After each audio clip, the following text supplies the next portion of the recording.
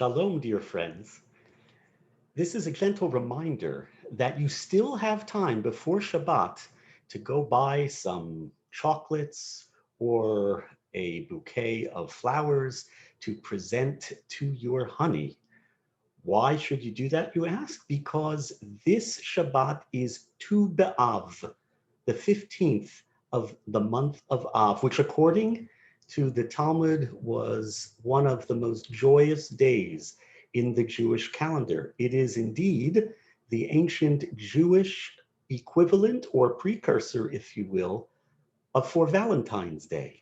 Is a day when we celebrate love.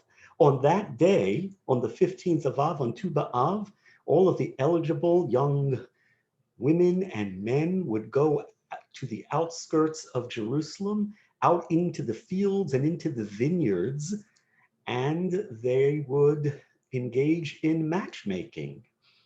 I can imagine perhaps a man or a woman holding a twig in hand, twirling it in a seductive manner. That indeed would have been matchmaking through Tinder. But despite the romance of the day, the loving relationships that we celebrate between human beings, this is also a day when we reflect on the loving relationship between God and the Jewish people. Coming just after Tisha B'Av, we celebrate the eternal and unbreakable loving bond between God and the Jewish people, between God and each and every one of us. And it's perhaps no accident that this week in our Torah portion, Parshat Va'etchanan, we read one of the most important passages about love, the Shema and the Ahavta, that have become part of our fixed daily liturgy.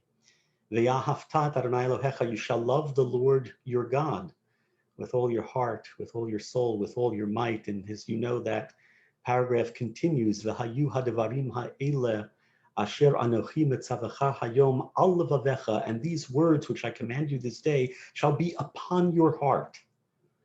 And that is a curious expression.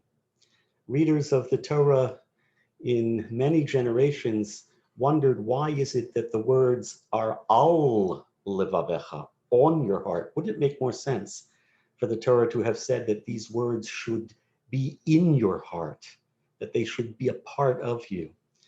But one beautiful comment, one beautiful interpretation reminds us that it's not always easy to feel the love of God deep within our hearts.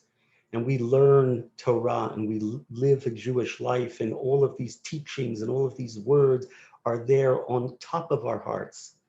And then come those very important moments in our life, moments of celebration, moments of trial and tribulation, when we yearn to feel God's presence in a deeper, more palpable way. And that's when we open our hearts, and the words of Torah, the teachings of Torah, God's presence, if you will, embodied in text, they fall into our hearts.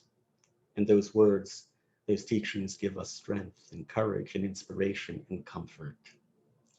And so, as we approach Tu B'Av this Shabbat, I hope that you will be able to celebrate and to acknowledge and to be grateful for the loving relationships in your life, and most especially that your heart will be open, not only to other people, but to God as well. Open hearts that allow all of the beauty, the power, and the love to fall in. Shabbat Shalom.